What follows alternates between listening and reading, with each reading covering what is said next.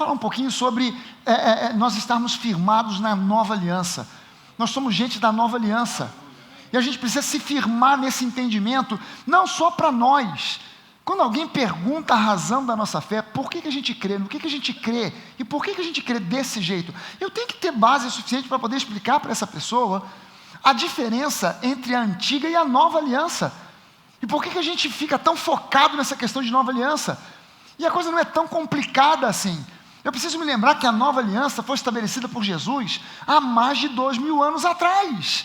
Eu já nasci, você e eu já nascemos dentro da nova aliança, dentro do tempo da nova aliança.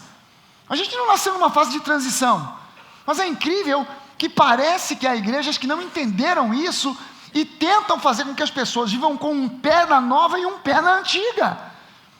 E é mais ou menos como se, você imagina o seguinte, a gente está vivendo hoje, eu nasci em 1958, ou seja, 1958 anos depois da nova aliança ter sido estabelecida. Tem sentido eu agora querer voltar para um sistema de governo na minha vida, com base no governo de Roma, dos Césares? Não tem sentido. Isso é pior do que eu tentar viver com base na Constituição da época do Império. Pelo menos a época do Império ainda é mais próxima. Mas você querer viver com base na antiga aliança é você querer voltar lá para o tempo de Moisés, no Monte Sinai, cara. É muito tempo para trás. Haja túnel do tempo para te levar para lá. É uma distância muito grande. E as pessoas não pensam na consequência disso. Elas não imaginam a consequência. Você tentar viver na época da lei, a consequência é terrível. Ela é terrível.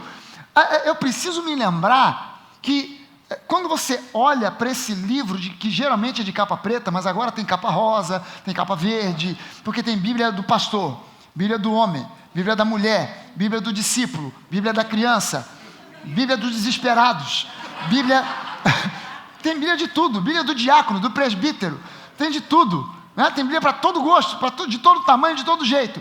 Mas eu preciso, quando eu olho para a Bíblia, me lembrar, isso foi uma revelação que Deus me deu assim profunda. Meu filho, a Bíblia é dividida em Novo e Antigo Testamento. Aleluia! Cara, primeira coisa que você tem que sacar é que a Bíblia tem Antigo e Novo Testamento. E você precisa se lembrar que o Antigo Testamento, ele tem como base a Antiga Aliança, enquanto que o Novo Testamento tem como base a Nova Aliança. Cara, a Antiga Aliança, a aliança da lei. A nova aliança é a aliança da graça. Quando eu tento viver com base na lei, sempre, inevitavelmente vai dar ruim. Pelo simples fato de que a grande maioria das pessoas nas igrejas, e até de pastores que pregam esse evangelho mix, esse evangelho misturado de graça com lei, eles não entendem que a lei não se resume a 10 mandamentos. Os 10 mandamentos são só a espinha dorsal da lei. São só o sustentáculo da lei. Porque, na verdade, são 613 mandamentos. E a Bíblia mostra para nós, e a tradição, converse com qualquer judeu que você quiser, converse com um rabino, pergunte para ele sobre as 613 leis. Você tem que cumprir e obedecer as 613 todo dia. Não é uma após a outra. Não é num período longo de tempo. Você tem 24 horas para cumprir 613 mandamentos. Se você falhar em um, falhou em todos. E aí você tem as próximas 24 horas para cumprir de novo os 613. E não é do tipo assim, nessas 24 horas, eu consegui cumprir os 613. Mas você tem as próximas 24 horas e você vai ter que repetir exatamente o mesmo feito das 24 horas anteriores. E nas próximas 24, e depois, e durante todos os dias, até o fim da sua vida, a cada 24 horas, obedecendo aos 613 mandamentos. Cara, há uma diferença imensa entre aquilo que a lei te apresenta e aquilo que a graça te apresenta. Não é que nós hoje não estejamos debaixo de lei. A Bíblia fala sobre uma lei sobre a qual nós estamos. Mas ela diz o seguinte, que a lei... a antiga lei, a lei da antiga aliança, é a lei mosaica, é a lei dos 10 mandamentos, dos 613 mandamentos. E se você falha num, falhou em todos. E não é algo simples. Se você for a Israel hoje, e não precisa ir a Israel, se você conhecer um judeu aqui no Brasil, que cumpra a lei minimamente, já de cara você vai encontrar e saber que no miolo, na espinha dorsal da lei, que são os 10 mandamentos, você só tem 2 mandamentos positivos: guardar o sábado e honrar pai e mãe. Os outros todos são negativos. Não faça, não faça, não faça, não faça, não faça. Quando você vai agora ao Novo Testamento, no Novo Testamento ame o seu próximo, perdoe quem te ofende, sirva ao seu próximo. É sempre positivo. Na antiga aliança, não faça, não faça, não faça. Quando você vai conhecer a lei da antiga aliança, os 613 mandamentos, guardar o sábado. Só não guardar o sábado já tem uma complicação do tamanho do monte. Porque guardar o sábado, há uma denominação que pretende guardar o sábado, que bota ênfase no sábado. Tudo é o sábado, é sábado, é sábado, é sábado. E no sábado, não é só o sábado. Você não pode comer crustáceo, você não pode comer peixe que não seja peixe de escama, você não pode comer carne de porco, você não pode comer uma montoeira de coisas, só uma montoeira de regras alimentares. E no sábado você não pode trabalhar, você não pode produzir qualquer tipo de esforço. Se você for a Israel, em Israel todo prédio que tem elevador tem no mínimo 2. Porque um é o elevador para todo dia, para quem quiser, mas tem um elevador que é o elevador do Shabat. E no sábado, aquele elevador fica ligado no automático. Ele sobe de andar em andar e desce de andar em andar. E sobe de andar em andar e desce. Para quê? Porque no sábado você não pode nem apertar botão. Você não pode acender luz. Você ir no interruptor de luz e acender, não pode. Então, o que o judeu ortodoxo faz? Na sexta-feira à tarde, antes de escurecer, porque o Shabat começa na sexta, no final da tarde, mais ou menos às 18 horas, no Shabat, na sexta à tarde, ele acende todas as luzes da casa. Na sexta à tarde, ele cozinha tudo que ele vai comer no sábado, porque não pode fazer fogo. Ele não pode apertar o botão, então ele tem que entrar no elevador do Shabat. Agora tu imagina se ele entra num arranha-céu. Para onde você vai? Eu vou para o 37º andar. De andar em andar. Primeiro, parou, abriu a porta, fechou a porta. Sobe, segundo andar. Parou, abriu a porta, fechou a porta e você está lá. Oh Deus, aleluia. De andar em andar. Até o 37º. Depois na hora de ir embora, vamos agora descer.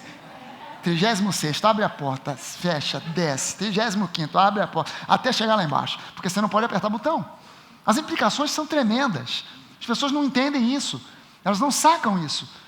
E se você falha num, falhou em todos. A lei mosaica, ela é um jugo. Mas nós estamos debaixo de lei. Que lei? A lei do Espírito da vida, que é a lei do amor. Não é uma lei com regras e mandamentos. Você só tem um mandamento na nova aliança: amar. Amar, amar. E quem ama, serve. Quem ama, perdoa. Quem ama, ama. Amém? É a única lei que a gente está debaixo. Não é mais uma pressão, não é mais uma opressão, não é mais um jugo. Agora a vida se tornou leve.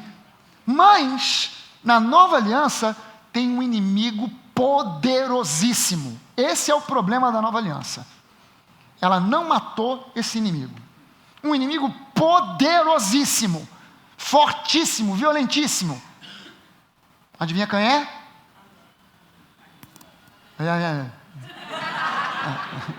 Ninguém se atreve a falar. Silêncio. Mais forte que o diabo. Pastor? O senhor descobriu isso aonde? Na Bíblia? Então tem algum lugar na Bíblia falando que tem um inimigo maior, mais forte, mais poderoso que o diabo? Tem. Onde é que está isso, pastor? Isso aí está nas entrelinhas. O senhor não viu isso num versículo? Porque eu nunca vi. Está nas entrelinhas, o senhor viu debaixo do versículo. O senhor foi interpretar a Bíblia. A Bíblia nem é um livro para ser interpretado, sabia disso? A Bíblia é um livro para ser revelado. Amém. Mas que revelação foi essa? Não precisa ir muito longe não, é fácil. Esse inimigo é mais forte do que o diabo e que todo o inferno junto somado. Chama-se carne. Muita gente olha para a Bíblia e não consegue enxergar que quando o apóstolo Paulo fala sobre as obras da carne, tem muita coisa ali nas obras da carne que as pessoas dizem que é coisa do diabo, e a Bíblia chama de obra da carne. A pessoa está dizendo, o diabo que fez, e o diabo está no canto assim, fui eu não. Eu não fui não. O diabo, ele só escreve o script e monta o palco. Mas você é que se voluntaria para fazer parte da peça. Você é que se mete a ser personagem da peça. Quando você decide, eu não vou trabalhar nessa novela, eu não vou trabalhar nessa peça, O diabo não tem poder de te forçar, porque Deus deu a você uma coisa chamada livre-arbítrio. E quando você diz, eu me recuso a fazer parte dessa novela, desse dramalhão mexicano, eu me recuso a não perdoar, eu me recuso a reter mágoa, eu me recuso a reter ressentimento, eu me recuso a cultivar inimizade, eu me recuso a ficar envolvido em fofoca, em mentira, você está simplesmente botando a carne debaixo dos seus pés. E o diabo fica desarmado. Quando você dá margem para a carne, o diabo encontra uma brechinha onde ele entra para fazer um estrago tremendo na sua vida. E não adianta ficar, eu te repreendo, Satanás. Não, você tem que beliscar a carne e dizer, para com isso, idiota.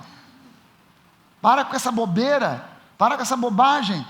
E anda segundo a revelação da palavra. Segue a direção do Espírito e tudo vai dar certo.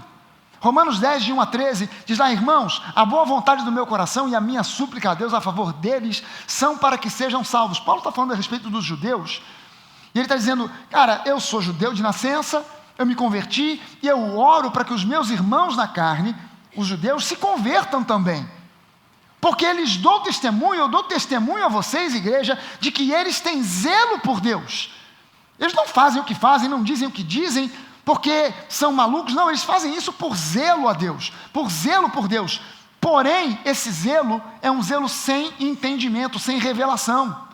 É um entendimento que não tem como base a revelação, porquanto, desconhecendo a justiça de Deus e procurando estabelecer a sua própria, não se sujeitaram à justiça que vem de Deus.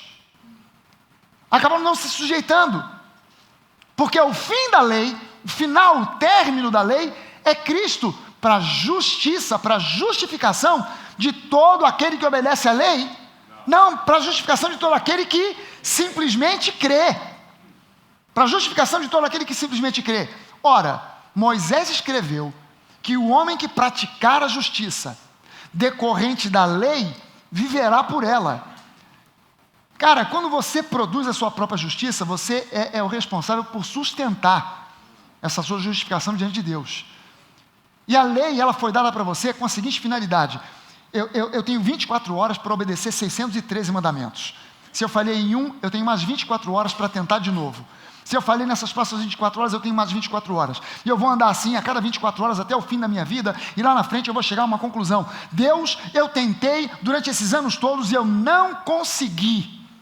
Isso é uma tarefa impossível para um ser humano. Só um Deus conseguiria obedecer 613 mandamentos por dia, todo dia, durante anos da sua vida. Pois é, aí Deus manda a Ele próprio em carne, Jesus, que obedece a 613 mandamentos por dia, todos os dias, durante 33 anos da sua vida, e redime a mim e a você, e dá término à lei. Ele fez isso por nós, porque Ele sabia, você e eu, a gente não consegue. Só um Deus conseguiria. Só um Deus conseguiria isso. E Jesus vem não como Deus, mas como homem. E como homem, ele consegue obedecer à lei, cumprir a lei, vencer o diabo, vencer a carne, suplantar tudo isso, ir à cruz, morrer morte de cruz. E quando você olha para a cruz, cara, o trabalho da cruz é algo tão completo, tão pleno, tão fantástico. Você olha para a cruz e você é um homem todo machucado, todo torturado, sangrando, e pelas suas pisaduras nós fomos sarados. E você vê cura. Quando eu olho para a cruz, eu vejo sangue escorrendo, uma figura de terror, Jesus massacrado, ferido, sangrando. Mas quando eu vejo o sangue, eu vejo o perdão pleno de todos os meus pecados. E eu vejo mais do que isso, eu vejo Jesus levando sobre si a minha natureza e a sua natureza pecaminosa. Ele não simplesmente perdoou pecados, Ele removeu de nós a velha natureza para que nós recebêssemos agora a nova natureza, a natureza do próprio Deus.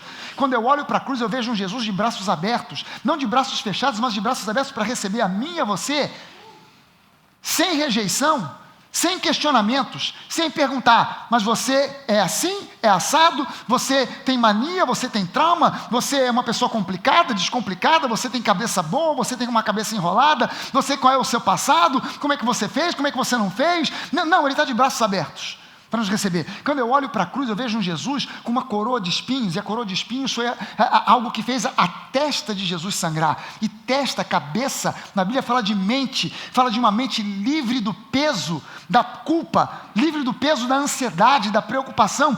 Nós recebemos uma redenção completa, plena.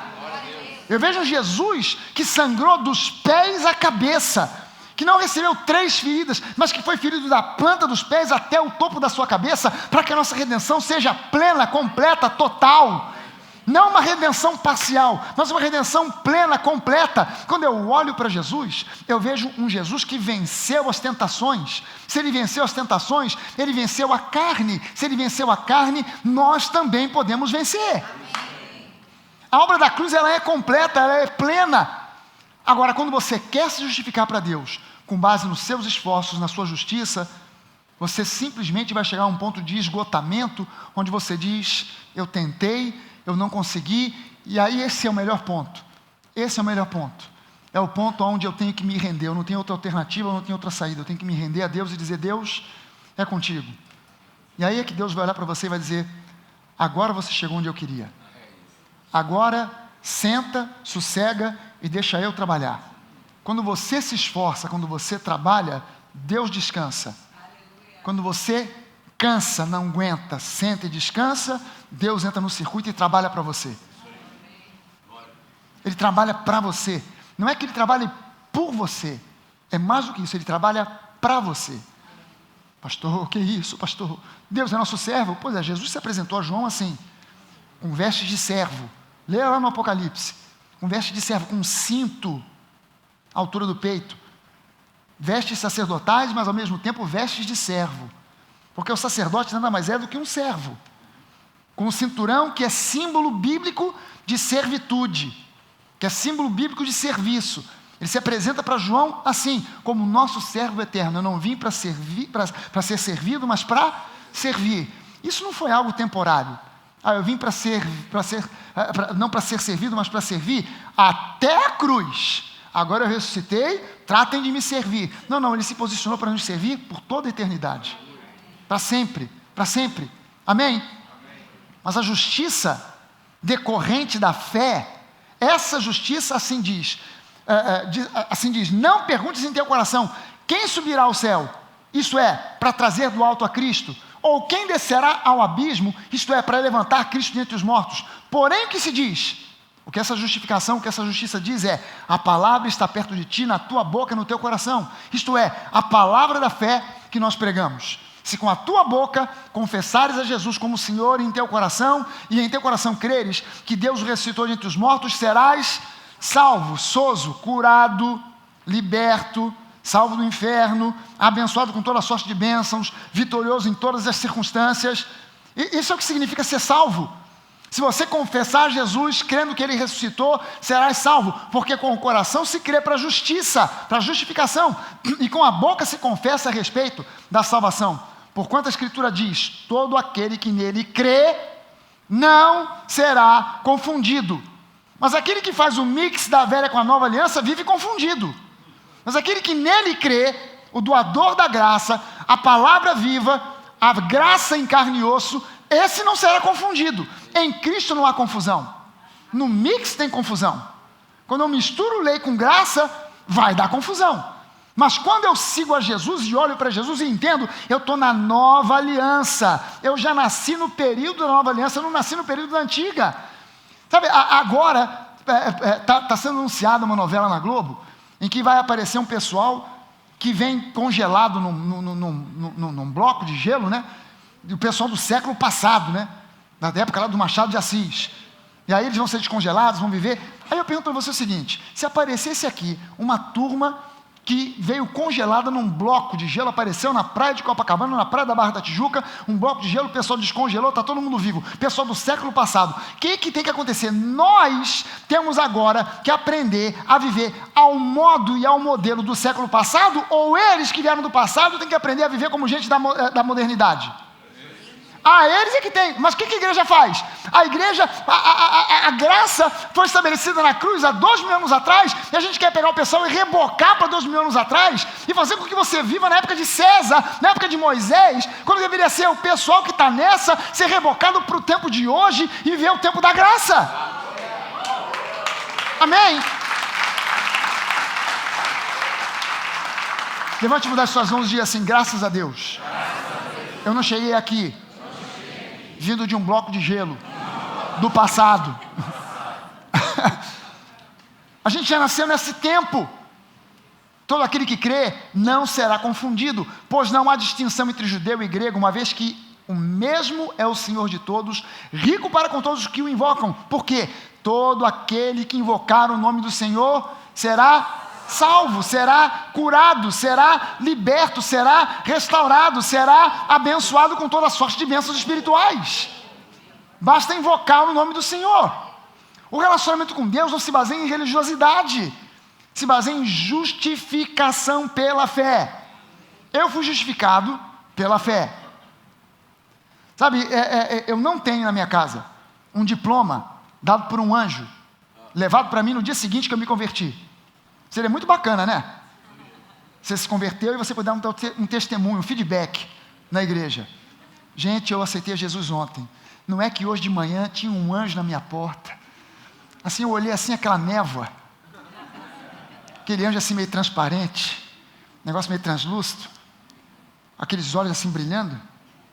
Aquelas asinhas batendo assim, ó.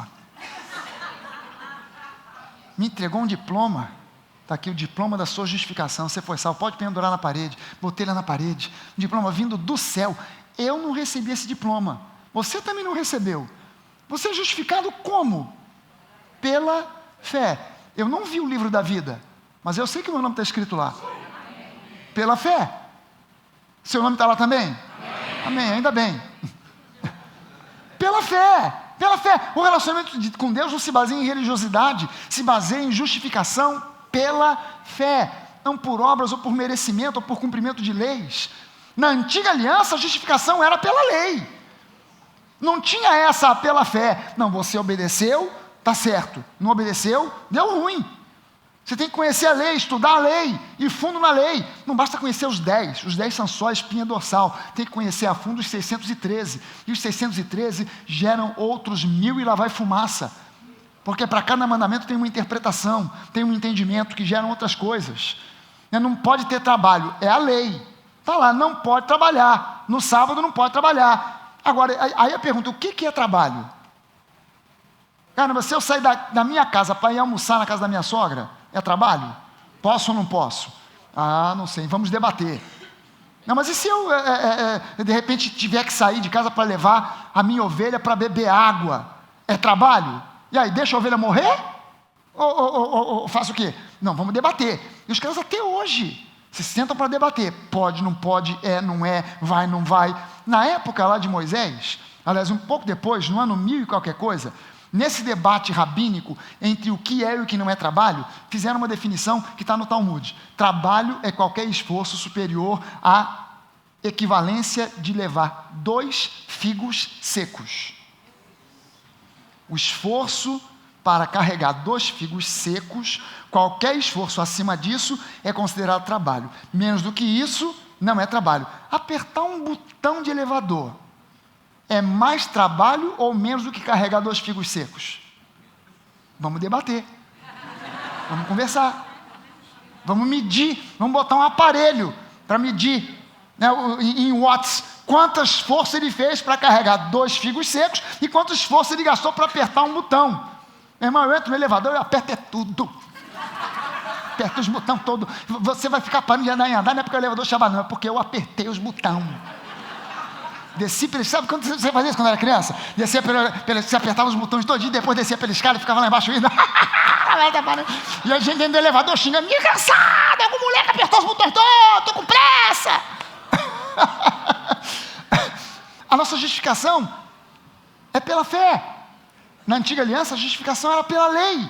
Gálatas 3,10 diz lá, todos quantos, pois, são das obras da lei, estão debaixo de maldição. Porque está escrito, maldito todo aquele que não permanece em todas as coisas escritas no livro da lei para praticá-las. Olha só, Paulo não estava dizendo, se você insiste em permanecer debaixo da lei, eu te amaldiçoo. Paulo não estava jogando praga para ninguém, não. Ele está dizendo, já está escrito. Já está escrito, quem disse isso foi Deus. Quem disse isso não foi um apóstolo, quem disse isso não foi alguém que interpretou, um rabino. Não. Deus deu o seguinte recado, maldito todo aquele que não cumprir a lei na sua integralidade. Fica debaixo de maldição. Agora olha só a maluquice que a igreja faz. A igreja olha para a nova aliança, olha para a antiga, bota ênfase na antiga, aí olha para você. E como na antiga aliança fala sobre maldição para lá, maldição para cá, então você deve ter algum problema, porque se você tem problema, você tem maldição. E se você tem maldição, quem é que tem unção e poder para quebrar a maldição? Eu, aleluia! Vem aqui à frente que eu vou orar para quebrar sua maldição.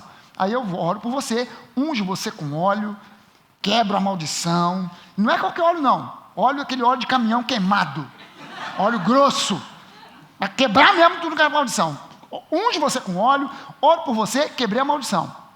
Você sai daqui, mas a Bíblia diz que quem quer viver debaixo da lei, tem que guardar toda a lei. Se falhar em um, falhou em todos. Como são 613 mandamentos, e você nem conhece os 613, mal e porcamente conhece os 10, aí você quebra, no caminho daqui para casa, você quebra, sem querer e sem saber, 30 dos 613 mandamentos. Ou mais. Resultado disso, eu quebrei a maldição, mas você puxou ela de volta. O que a gente faz? Próximo culto, quebra de novo. Mas você volta para casa, quebrou mais 27 mandamentos. O que a gente faz? Quebra de novo. E você quebrou mais 37. O que a gente faz? Quebra de novo. E você vive assim. Você quebra de manhã a maldição, entra na maldição de tarde. Quebra de manhã, vamos ter culto todo dia, que é para quebrar. Então eu quebro de manhã, você recebe de volta de tarde. Quebra de manhã, recebe de tarde. Quebra de manhã, recebe de tarde. Dá o azar de você morrer de tarde. Já era. Deu ruim. Tu morreu debaixo de maldição. Não deu tempo de quebrar. Caramba. Meu Deus, mas eu fui à igreja e tal. Mas você estava querendo se justificar pelas tuas obras. Desce. Aperta o botão. Mas é sábado hoje, Senhor. Não precisa apertar para descer. Não dá para apertar para descer. Não, tu vai descer. Tu não vai apertar não? Não tem problema não. Gabriel, vai lá, o anjo. Aperta para ele. Na nova aliança, a justificação é pela fé. É pela fé, não é mais por obras, não é mais por obediência a uma lei. A minha obediência hoje, nesse jantar que a gente fez lá na conferência, teve um jantar com perguntas e respostas. Nem todas as respostas para serem respondidas, mas as perguntas estavam lá. Uma das perguntas tinha relacionamento com essa questão, com toda essa questão. E eu preciso me tocar de que não é uma questão de, e aí pastor, obediência é da lei ou é da graça? Eu preciso entender a diferença entre uma coisa e outra. Na lei, a obediência era uma obrigação. Ou eu obedeço, ou eu estou frito, lascado e morto. Na nova aliança, a obediência é um fruto, não é uma raiz. E quando a obediência é fruto, ela deixa de ser um jugo, ela deixa de ser um fardo e passa a ser um prazer. Eu citei como exemplo o fato de que de vez em quando, não é sempre, mas de vez em quando eu lavo a louça lá em casa. Sabe, a Denise sai para um retiro, aí começa a juntar louça. Aí eu penso assim, poxa, quando ela voltar, vai estar essa pilha aqui de prato, de garfo e tal para lavar, eu vou limpar. Quando ela chega, ela fica feliz da vida. Eu detesto lavar louça, mas o meu prazer é ver ela feliz. Então eu vou lá e lavo.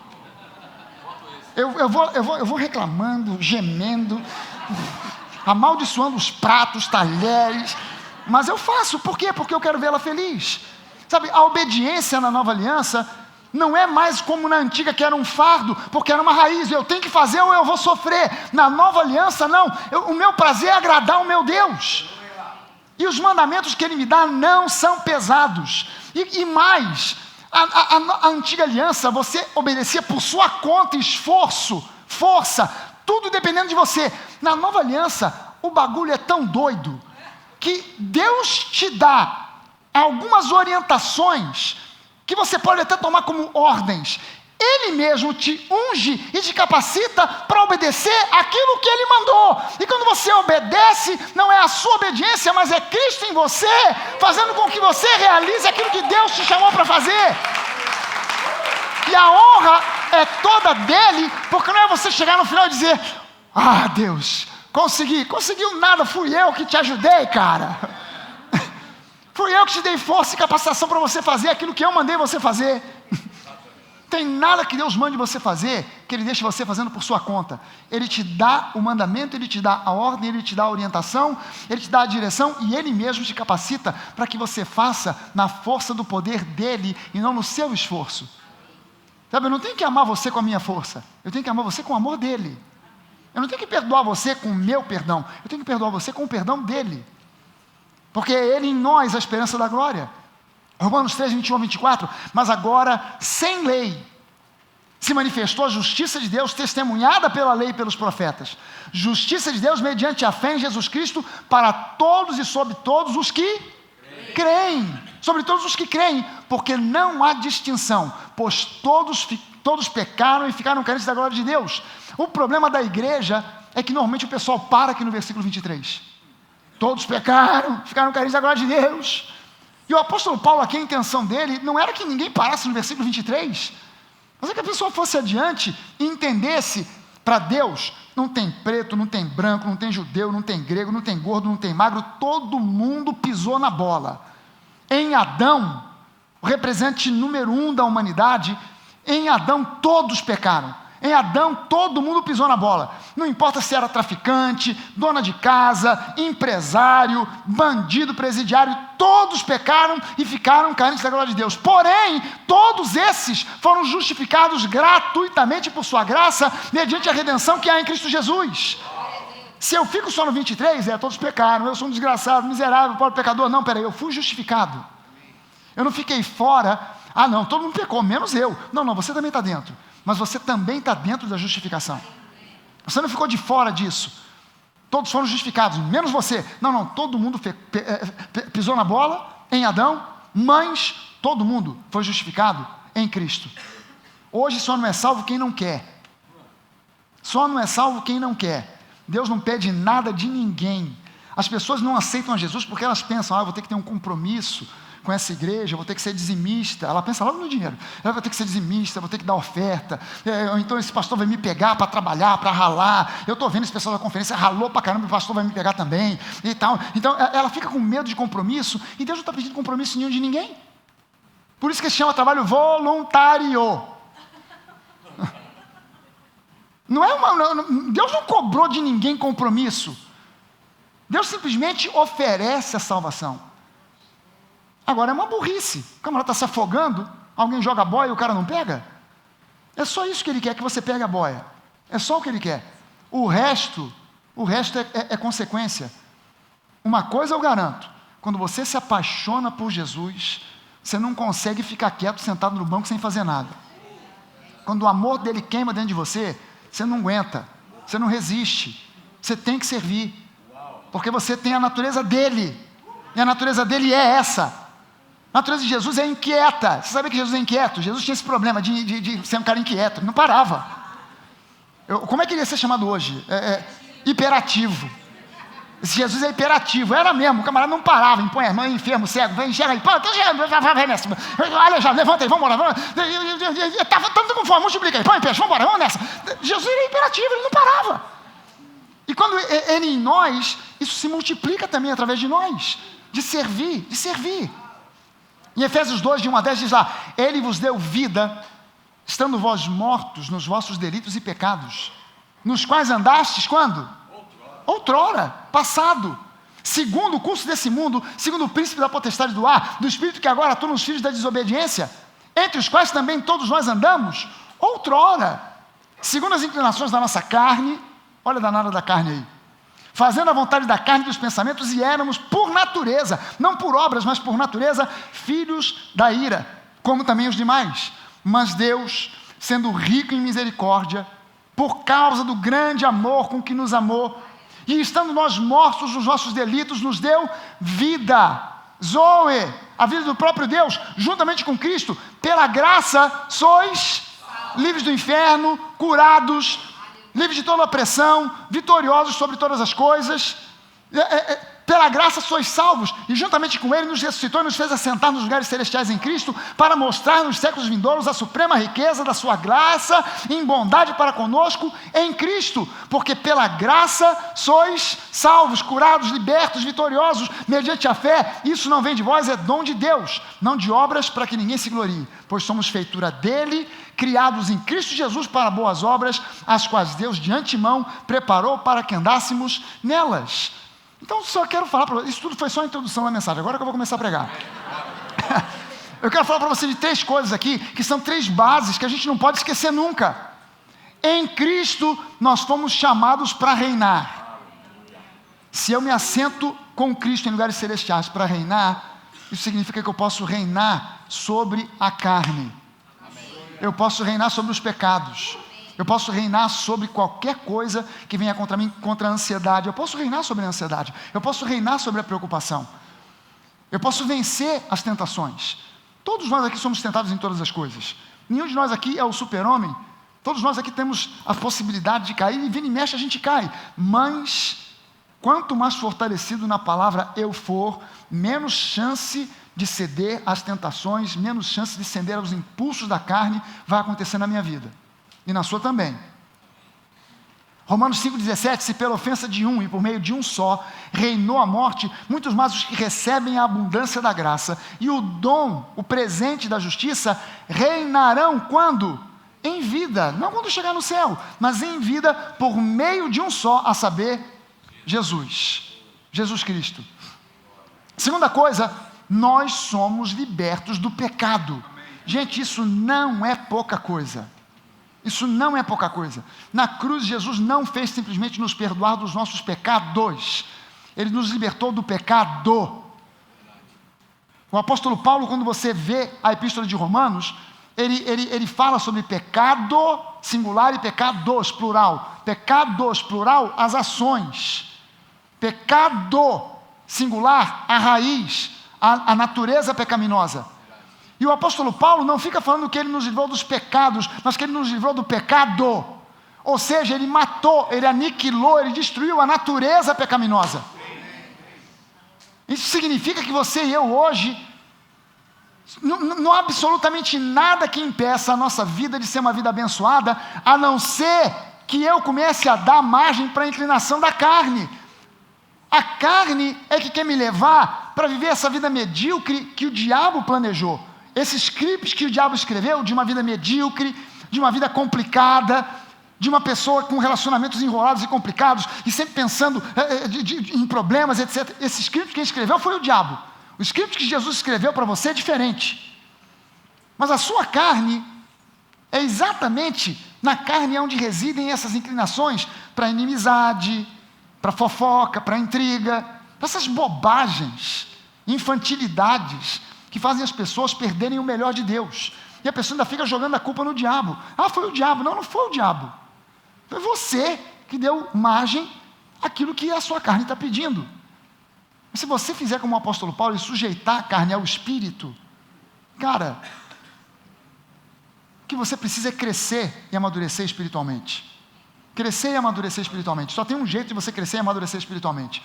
É você ir na palavra, meditar na palavra, se alimentar da palavra, e você vai crescer e amadurecer espiritualmente. Sabe, quem te faz crescer e amadurecer espiritualmente não é o pastor orando por você, não é a igreja inteira orando por você, não é você jejuando feito um doido. Nada disso vai trazer crescimento espiritual. Eu posso orar por você a vida inteira, e você continuar sendo infantil espiritualmente falando.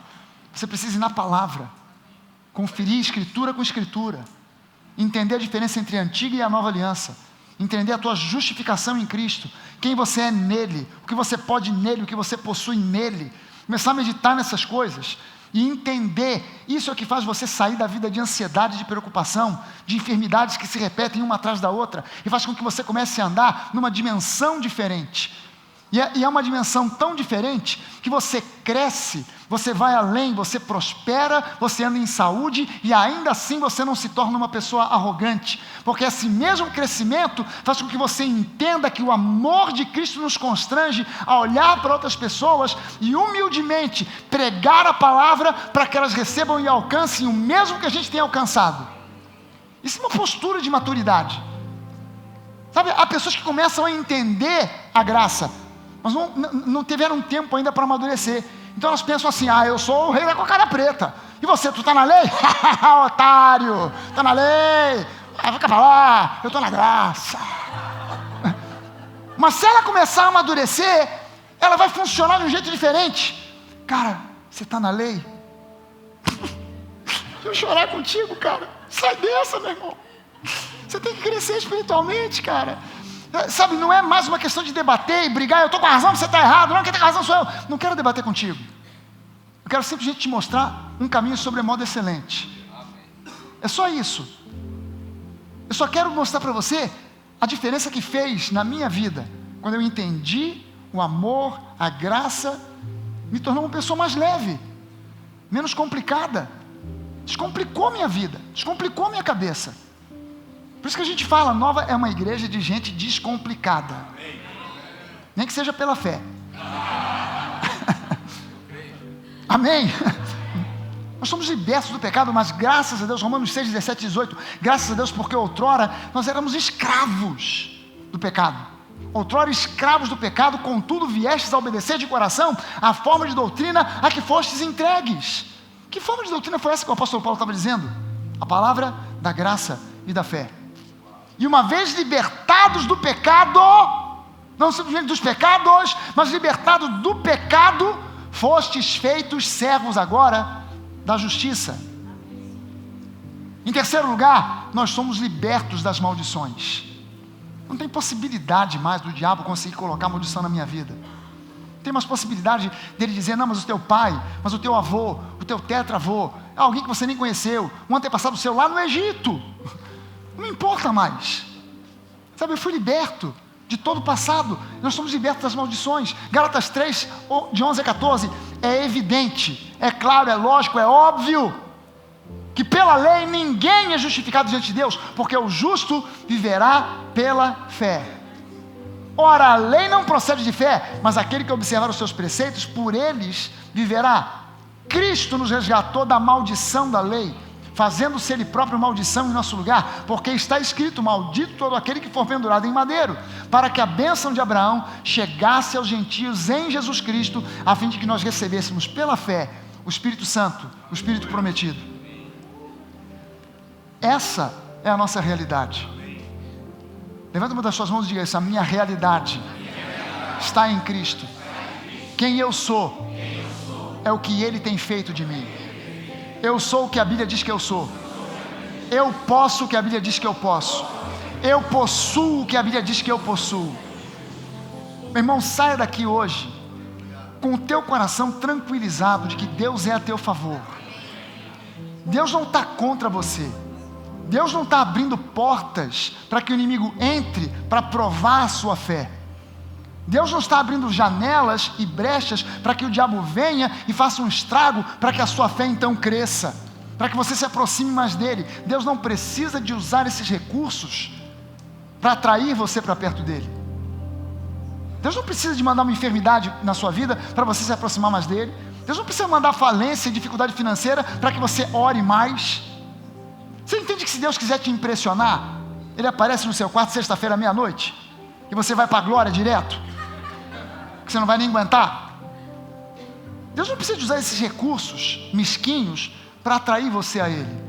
Ele usa um único recurso: o amor de Jesus refletido pela igreja. Sabe, nem é Jesus que vem te abraçar, são as pessoas que creem em Jesus que te abraçam. Nós somos o Jesus que as pessoas podem ver. Quando você e eu não abraçamos as pessoas, Jesus não abraça também. Quando você não fala do Evangelho para aquelas pessoas, Jesus também não fala. Nós somos a boca, as mãos e os pés de Jesus nessa terra. Sabe, a nossa missão não é forçar ninguém a nada, é simplesmente pregar a verdade, de maneira leve, de maneira simples, e demonstrar com a nossa vida que vale a pena servir a esse Deus, que vale a pena seguir esse Jesus, que Ele é bom demais em todo o tempo, e que Ele não falha jamais. Amém? Saia daqui tranquilo, descansa. Não importa, pastor, mas amanhã é segunda-feira, eu vou dar de cara com o meu problema. O senhor não sabe o meu problema é um filho doente, o meu problema é um marido que é grosseiro, o meu problema é uma esposa que é uma jararaca, o meu problema é uma sogra que é um inferno, o meu problema é um chefe que pega no meu pé, o meu problema é a grana que eu não tenho para pagar, as contas que estão se acumulando, o meu problema é a minha família que eu estou vendo ir para o buraco, o meu problema é um filho que está nas drogas, o meu problema é algo que me deixa ansioso, preocupado, eu tenho tido até depressão, síndrome do pânico, porque é tanto problema. Meu irmão, respira fundo e tranquiliza, Deus está no controle, você não está vendo, Deus está operando nos bastidores. Deus está operando nos bastidores. Onde você não vê, Deus está atuando. O diabo, ele gosta de palco, ele gosta de barulho, ele gosta de aparecer. Deus trabalha silenciosamente nos bastidores. E quando você menos espera, aquele problema de repente derrete, some, desaparece. Sabe, às vezes você está preocupado com um filho, com uma filha, que está rebelde, afastada, não quer saber. De repente, do nada você está orando, você está intercedendo, e do nada você não telefonou, você não procurou, você não fez nada, bate na porta, quando você abre, é ele, é ela, senta, conversa, se ajeita, ajusta tudo. Você de repente está com receio de telefonar para aquela pessoa, de conversar com ela, porque de repente ela vai receber mal, ela vai te ofender, porque o último encontro que você teve com ela foi um estresse danado. Você pega o telefone dizendo, meu Deus, tem misericórdia. Quando você liga do lado de lá, a pessoa nem responde, ela começa a chorar, ela derrete, o problema resolve. E não é porque você fez ou deixou de fazer, é porque Deus, Ele está vendo a tua vida e Ele está no controle, Ele quer o melhor para você. Deus não quer o pior para você, Deus quer o melhor para você. Ele é a teu favor. Tudo o que Ele quer é que você vá para os braços dEle e descanse. Pare de chorar, pare de gemer, pare de reclamar, pare de murmurar, pare de fazer aquela oração do mendigo. Oh, meu Deus, não vês o meu sofrimento, Senhor. Olha para essa situação. Olha, como se Deus não estivesse vendo. Experimenta fazer diferente. Experimenta simplesmente levantar as mãos e dizer, Senhor, eu sei, Tu és onisciente, Você sabe de todas as coisas, Você sabe do meu problema. E eu confio que Você está no controle, e eu já Te agradeço em antecipação pela conversão desse meu filho, da minha filha. Eu Te agradeço pela resolução desse problema financeiro. Eu Te agradeço porque a minha saúde já está melhorando. Eu me declaro curado em nome de Jesus. Depressão, angústia não vai prevalecer. Eu posso estar no fundo do poço, mas eu declaro aqui pela fé, eu estou curado. Eu posso estar sentindo dor nas costas, dor no pé, dor na cabeça, mas pela fé eu estou curado. Quando eu começo a dar graças a Deus por aquilo que ainda não aconteceu, são muralhas de Jericó que vão ruir, vão cair. As muralhas não caíram depois de Josué ir lá com um martelo e bater e minar e tal. Não, elas caíram quando ele começou a oferecer, antes das muralhas caírem, ele começou a oferecer graças, louvores, adoração, grito de vitória, pum, a muralha veio abaixo. Não foi depois que a muralha cai, qualquer um agradece, né? Tem um incrédulo. Meu Deus, obrigado. Solucionou aqui o problema. Depois o problema é resolvido. Mas antes, só pela fé. Amém? Só os filhos de Deus podem fazer isso. Ninguém mais pode, ninguém consegue. Só os filhos legítimos do Pai conseguem agradar e agradecer a Deus antes do problema ser resolvido.